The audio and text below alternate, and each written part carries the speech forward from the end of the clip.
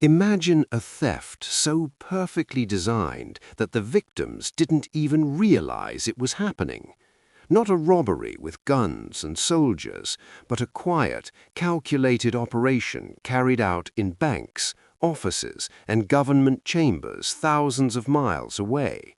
A theft that didn't just take diamonds or gold statues, a theft that stole the future of an entire civilization.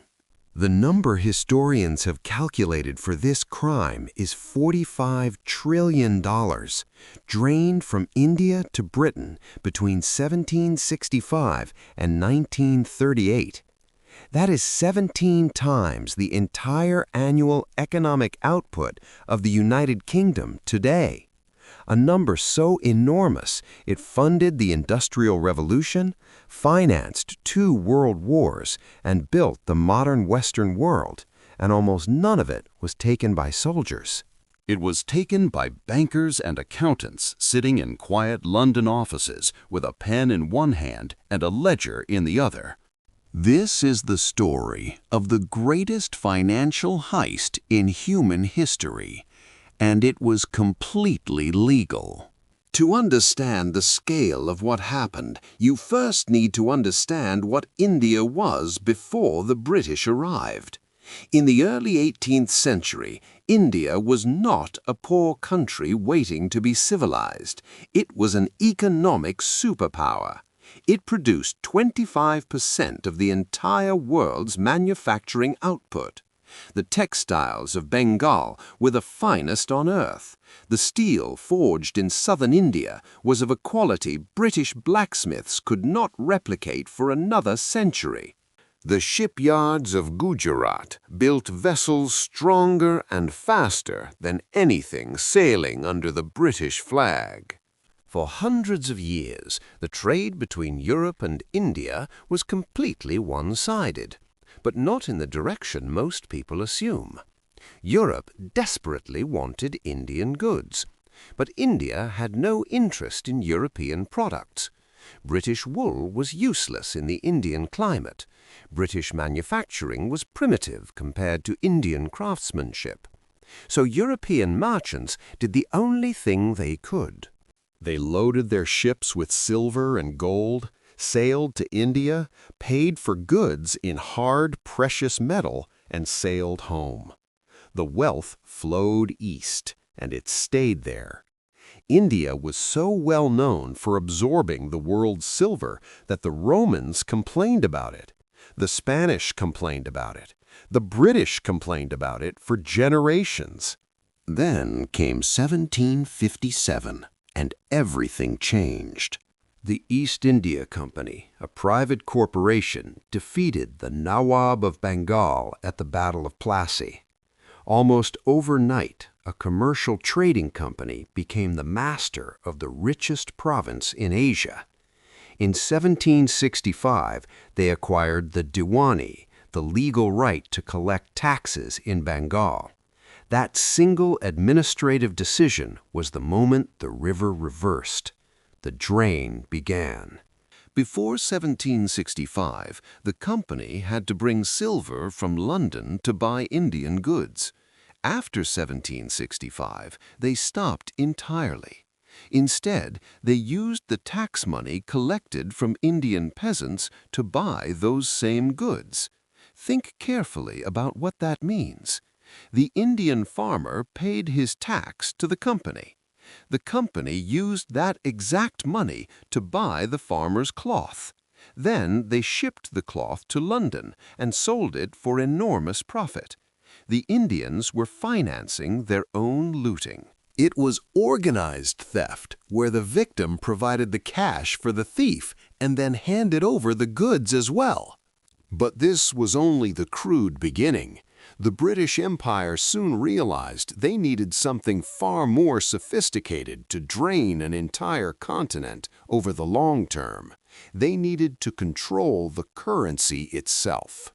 For India, this was a catastrophe. The rupee began falling rapidly against the British pound. In 1870, a rupee was worth about 2 shillings. By 1890, it had dropped to just over 1 shilling. The savings of ordinary Indians were losing half their value on international markets. If India had been independent, it could have protected itself by switching to the gold standard. Indian merchants begged London for this exact solution for decades. London refused every single time. Deliberately, knowingly, they kept India trapped on depreciating silver while the rest of the world moved to gold. Why? Because a weak rupee made Indian exports dirt cheap for British buyers. It kept India permanently locked as a supplier of raw materials and a consumer of finished British goods. It destroyed Indian industry, not with soldiers, but with monetary policy. The British then created what they called the Home Charges. This was an annual bill India had to pay Britain for the privilege of being ruled. India paid for the British Army stationed on its own soil. India funded the pensions of British officials who had retired back to England. India purchased railway equipment from British manufacturers at inflated prices, and India paid interest on the massive debt the British government had loaded onto the colony. Here was the trap. Taxes were collected in silver rupees from peasants, but the home charges had to be paid in gold pounds to London. As silver kept losing value, India had to collect more and more rupees just to pay the same fixed debt. It was a treadmill that never stopped. If the rupee lost half its value, the peasant had to give up twice as much grain, twice as much labor, just to stay in exactly the same place. They deepened the scam further through a system called council bills. A British merchant wanting to buy Indian tea would normally ship gold to India as payment, enriching the country. Instead, the British government intercepted that gold. They told the merchant to hand his gold to the Secretary of State for India in London and accept a paper voucher in return. The Indian farmer received this paper, exchanged it for locally printed rupees, and the gold never left London. It sat in the Bank of England, backing the British pound and funding British industry. India was exporting its goods essentially for free. The payment was stolen at the point of transaction, dressed up in respectable financial language. The human cost was devastating. To pay taxes in a currency constantly losing value, Indian peasants abandoned growing food for their families and switched to growing cash crops for export. Rice fields became cotton fields, and then the famines came. In the late 19th century, catastrophic famines swept across India. Millions starved. In the Madras famine of 1877, roughly 5 million people died. In that exact same year, India exported a record quantity of wheat to Britain.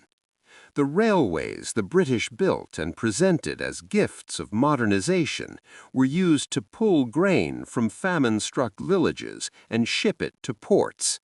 They were not built to help Indians. They were built to move wealth out. The viceroy in charge refused to stop the exports. He believed the free market should decide where food went. The suffering of millions was the liquidity that kept the British Empire financially solvent. Then the world wars arrived, and the scale of extraction exploded. During World War II, Britain had no money but needed enormous quantities of Indian goods, factories, food, ammunition, steel, so they promised to pay later. Every purchase was recorded as a credit in the Bank of England. These were the sterling balances, essentially a massive IOU. By 1945, Britain owed India £1.25 billion, worth hundreds of billions in today's money.